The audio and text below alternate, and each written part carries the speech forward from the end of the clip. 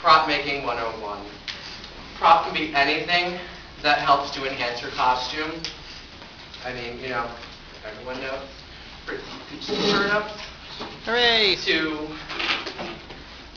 harpoons. Really simple. There's a lot of materials out there. I spent maybe $10 on this. Truly? It's I went to Home Depot looking for. I was thinking maybe a piece of PVC pipe for the barrel, but couldn't find anything that was light enough because my sister's pussy and refuses to sacrifice comfort for accuracy. So while wandering, we found in the flooring section, you know, which are like the vinyl flooring on roll, they had empty tubes. So we were just like, oh, how much are those? I like, that's perfect. And the guy's like, Brady, take it. We're just going to throw it in the garbage. So I said, works for me. So I cut it down. Other thing to keep in mind too, as you'll notice, it does come into sections. Not just leave with one person, but it does. Because one of the things I'd like to keep in mind, which I really haven't in some of my other props, anyone else that knows some of the costumes I did, I have some very large cumbersome props. But like I said, cardboard tube,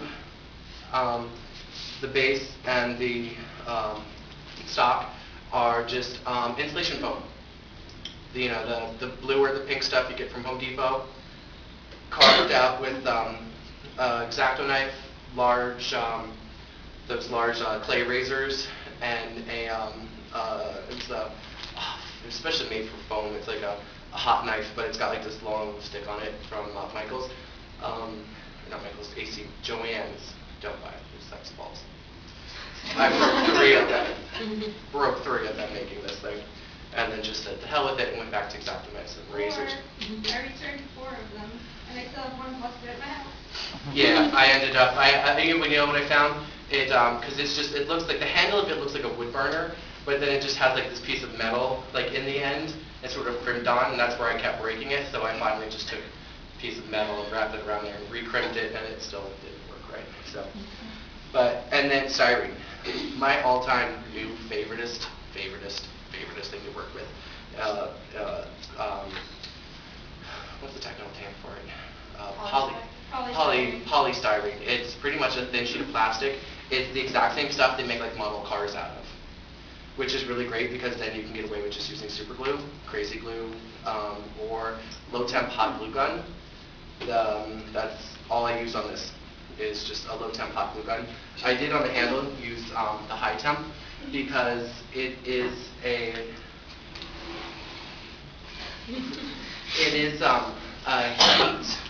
heat reactive material. So I carved the handle out of the insulation foam to what I wanted it. Used a low temp glue gun to glue on half of it, and then to get the curve, I just kicked it up to the high, shot the living hell out of it, hurt myself a bit tomorrow. And just with a pair of work gloves on, just pushed it over, formed it, and it looks really decent. And yes, for everyone wondering, I did purposely leave a trigger off of it for that much less harassment from Constaff of the fact that my sister, she wanted to do Ceres because every other prop that costume that she's done has no proper small prop. And I did Advent Children Cloud and Luxeus from Kingdom Hearts, and so I got huge props, and she got nothing. And she did Len, which she wasn't going to get anything, but then she insisted she had to have a microphone based off of Una, so I made her that. It was fairly simple. I wanted to bring more stuff, but I was taking trains traveling down, and it was a little hard getting everything down here. But, I mean, you know, anything. Everyone loves my parasol.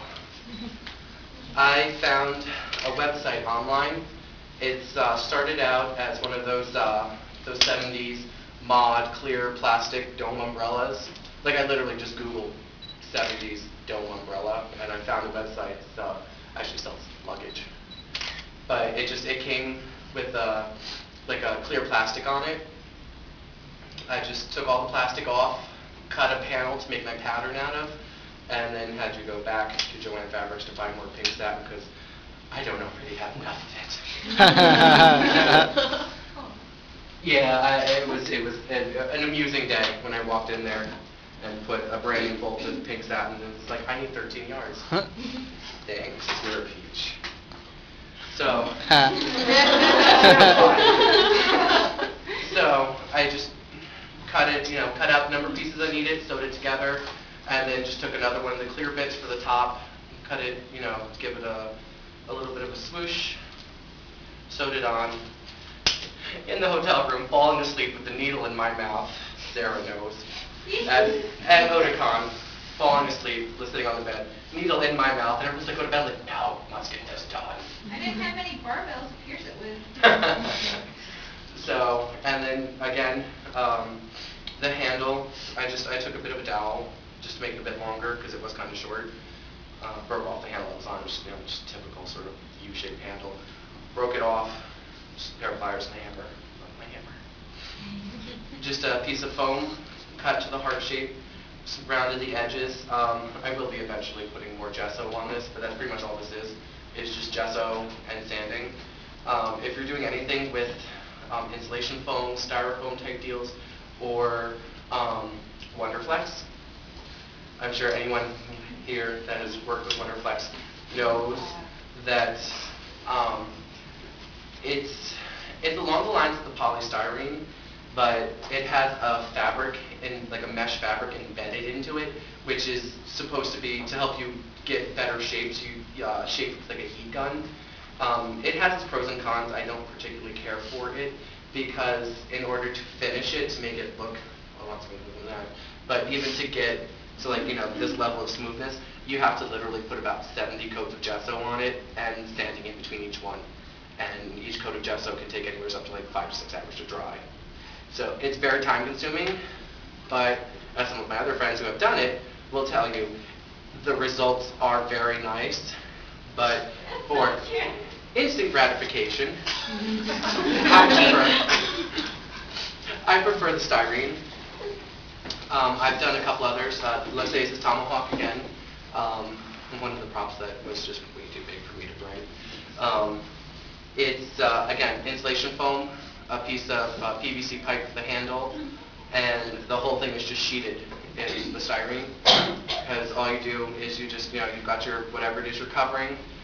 It's good for large flat surfaces like swords. If you're doing swords or very simple armor, like if it's just like a leg piece or just like arm cuffs, it's good for that. But for really curved things, I might suggest the Wonderflex. You just have to make sure that you get like a really good base to work on off of that, and you cannot use your own body.